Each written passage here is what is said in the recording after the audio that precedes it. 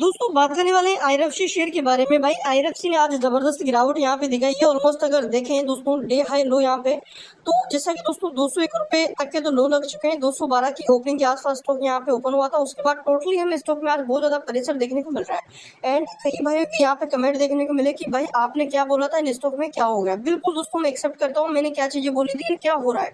देखो main point मेरा समझो भी ये टाइम में क्या कहना चाह रहा हूँ। देखो अभी ये टाइम आपके फरूदास जिलाधर से भी मार्केट एनालिटिक्स तरफ से भी बड़ा अपडेट देखने को मिल रहा है बजट को लेकर कि आगे क्या हो सकता है। यहाँ पे निवेशित रहने की उन्होंने सलाह दी है। उन्होंने कहा है कि आपने आरएनएल में तेजी देखी है, बट अभी भी और आगे आरएनएल आईएफसी कौन तीनों शेयर और आगे तेजी दिखाने वाले हैं, क्योंकि देखो बजट आ रहा है। बजट से पहले ये प्रेशर है, ये हल्का जो बड़े प्लेयर ने माल खरीद रखा वो थोड़ा सा हल्का हो रहे हैं, मतलब थोड़ी सी प्रॉफिट बुकिंग कर रहे हैं।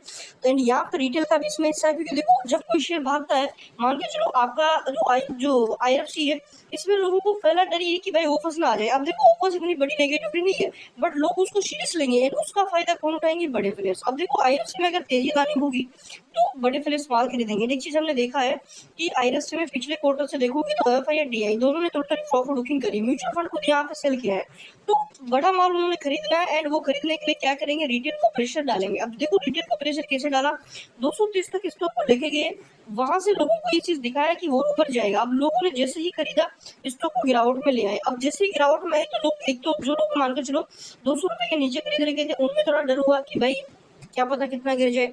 एंड जो लोग 230 के आसपास खरीदे वो भी बेचने को तैयार है, क्योंकि भाई अब प्रॉफिट मिला मिलो या ना मिलो, गिर ना जाए।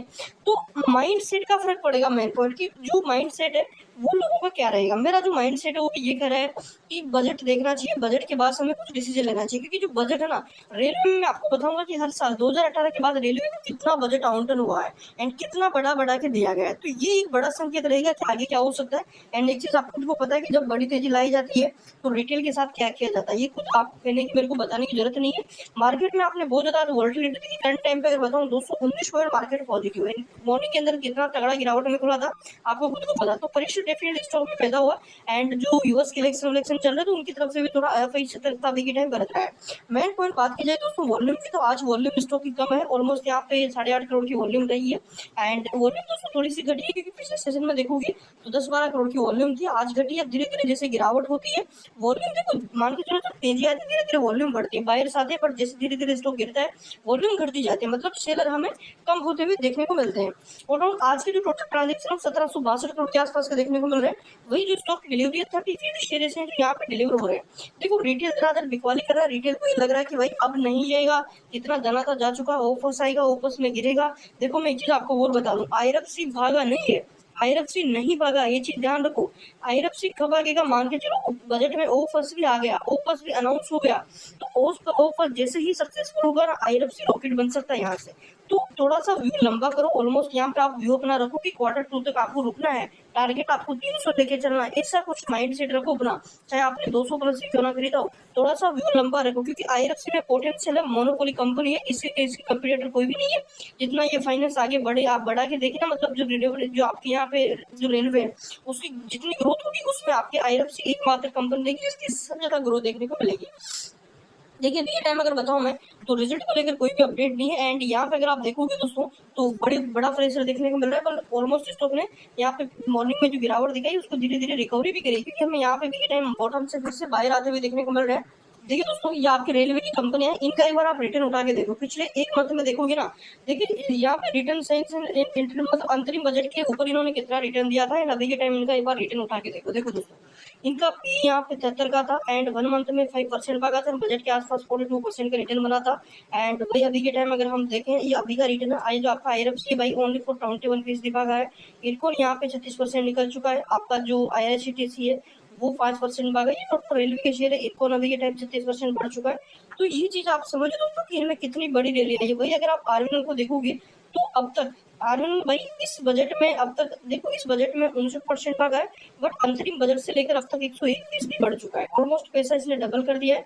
एंड आपका आईआरएफसी कितना भागा है भाई, आईआरएफसी का भी एक बार देखो, आईआरएफसी इस बजट में भी के टाइम 21% भागा है, अंतरिम बजट से लेकर अब तक ओनली वो कितना ही भागा है, रिटर्न ही दिया स्टॉक ने, अंतरिम बजट से लेकर अब तक ओनली बराबर रिटर्न आपका बनता हुआ देखने को मिल रहा है।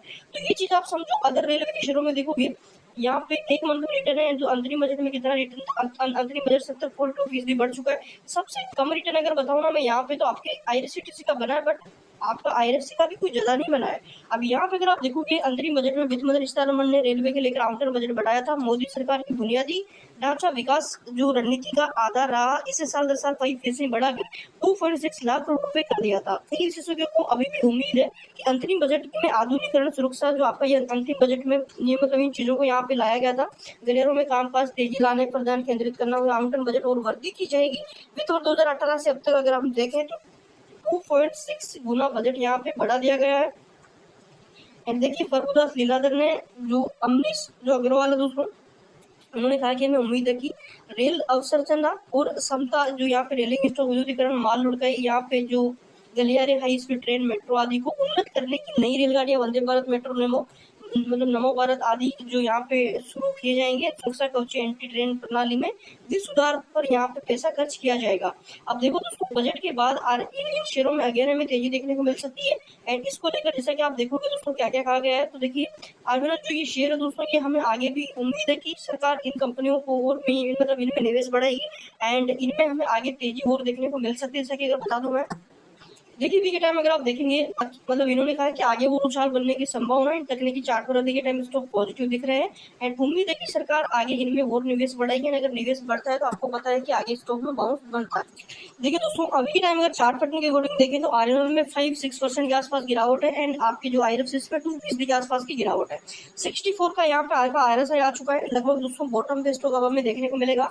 जो मेन इंपोर्टेंट सपोर्ट स्टॉक है वो यहाँ पे बनता हुआ देखने को मिलेगा, जो कि ऑलमोस्ट आपका 200 रुपए का है। तो जहां तक मेरे को लगता है 200 रुपए का लेवल दिख सकता है, बट 200 रुपए के लेवल से आगे फिर से एक रैली बनती हुई नजर आ सकती है, क्योंकि जो बजट है ज्यादा टाइम नहीं, जल्दी आपको बजट देखने को मिलने वाला है एंड बजट के आसपास फिर ये रॉकेट से तेजी यहाँ पे बन सकती है। तो करंट टाइम पे मेरा यही रहेगा कि आप बजट देखें, ठीक है। चैनल पे नए हो सब्सक्राइब जरूर कर लो, बेल आइकन को बिल्कुल, ताकि कंटिन्यू अपडेट्स आपको